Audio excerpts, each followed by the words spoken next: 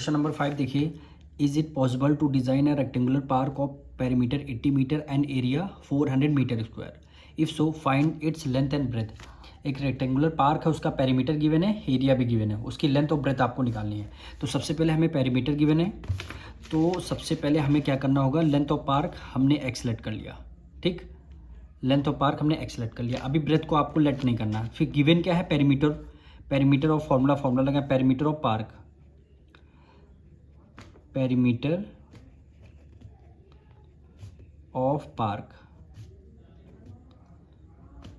Perimeter of park formula क्या होता है, 2 ब्रैकेट में l प्लस बी। पार्क इसमें है, रेक्टेंगल है, रेक्टेंगल पेरीमीटर ऑफ रेक्टेंगल का फॉर्मूला आपको लगाना होगा। तो पेरीमीटर ऑफ पार्क कितना गिवन है, पेरीमीटर 80 गिवन है, यानी 80 मीटर आपको गिवन है, is equal to length. Length हमने क्या लेट किया है, एक्स लेट कर लिया है, और प्लस क्या हो गया, बी हो गया। ठीक, अब 2 इधर मल्टीप्लाई में इधर आ जाएगा डिवाइड में, यानी 80 डिवाइडेड बाय कितना हो गया, 2 हो गया, is equal to x plus b हो गया। ठीक, 80 को 2 से डिवाइड करेंगे कितना आ गया, 40 आ जाएगा। ठीक, एक्स को 80 को 2 से डिवाइड, 2 4 साइड और 1 0 आ जाएगा, is equal to x plus b हो गया, is equal to x plus b हो गया। तो आपको करना है क्या है, बी की वैल्यू निकालनी है। तो यहाँ पे 40, एक्स उधर प्लस में, इधर आ जाएगा माइनस में, is equal to b. B की वैल्यू क्या होगी, एक्स माइनस 40। तो ब्रेथ ऑफ पार कितनी हो जाएगी, 40 माइनस एक्स, 40 माइनस एक्स हो जाएगी। ठीक है, ये हो जाएगी।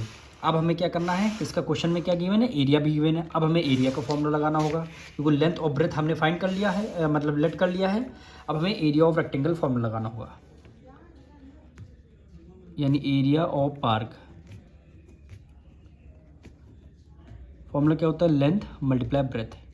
एरिया कितना गिवन है, 400 गिवन है, इज इक्वल टू लेंथ हमारी x गिवन है, मल्टीप्लाई ब्रेथ, ब्रेथ हमने 40 माइनस एक्स अभी फाइंड आउट किया, देखिए 40 माइनस एक्स हो गया।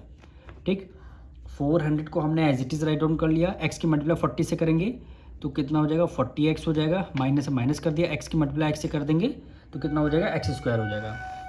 कितना हो जाएगा, एक्स स्क्वायर हो जाएगा। ठीक है, अब हमें क्या करना है, एक्स स्क्वायर है इक्वल टू के इस तरफ लेकर के आ जाएंगे तो ये वैल्यू प्लस में आ जाएगी, साइड चेंज कर देंगे। 40x है प्लस में, इधर किस में लेके आ गया, माइनस में हो जाएगा। ठीक, और 400 तो ऑलरेडी इधर प्लस में है ही है।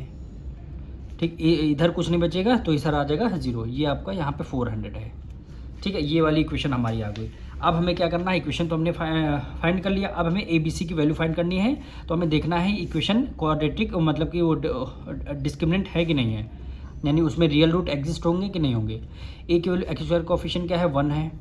ठीक, बी की वैल्यू क्या हो जाएगी, एक्स कोएफिशिएंट -40 हो गया, और सी की वैल्यू क्या हो जाएगी, 400।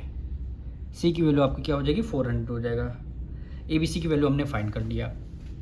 अब हमें क्या करना है, डिस्क्रिमिनेंट, यानी फॉर्मूला क्या होता है, b square minus 4ac, 4ac। B की वैल्यू क्या हो गई, -40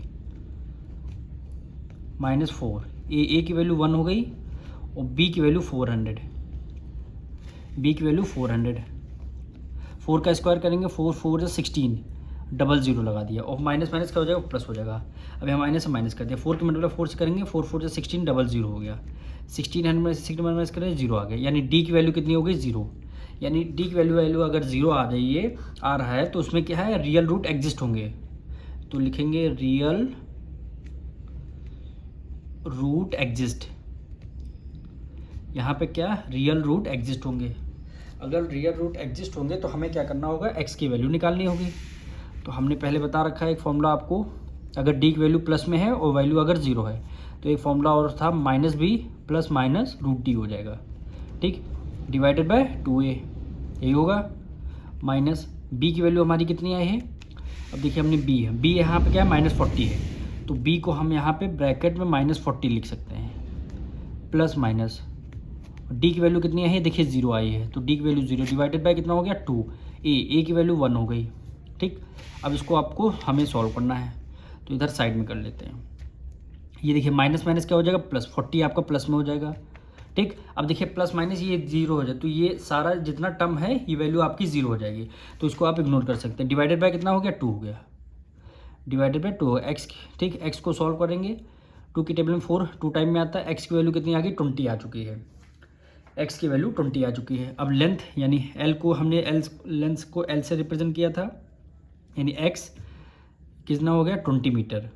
ठीक, ब्रेथ हमने कितना लेट किया था, फाइंड आउट किया था, ये देखिए ब्रेथ हमने कितना फाइंड किया था 40 माइनस एक्स, तो कितना हो जाएगा 40 माइनस एक्स, तो यहाँ पे लिख देंगे 40 माइनस एक्स हो जाएगा इज इक्वल टू 40, एक्स की जगह कितना रख देंगे 20, 40 में से 20 माइनस कर देंगे 20, वैल्यू कितनी आ जाएगी 20 मीटर। 20 मीटर, यदि लेंथ भी आपका 20 मीटर आया है और ब्रेथ भी आपका 20 मीटर आया है, इसलिए आया है क्योंकि यहाँ पे डी की वैल्यू 0 आई थी। अगर डी की वैल्यू यहाँ पे 4 या प्लस में कोई सा भी नंबर होता तब यहाँ पे डिस्टिंक्ट दोनों लेंथ और ब्रेथ आपकी वैल्यू चेंज हो सकती थी, लेकिन डी की वैल्यू अगर 0 है तो real and equal root exist होंगे, इसलिए लेंथ भी आपकी 20 मीटर की है, ब्रेथ भी आपकी 20 मीटर की है। यही आपका आंसर हो जाएगा।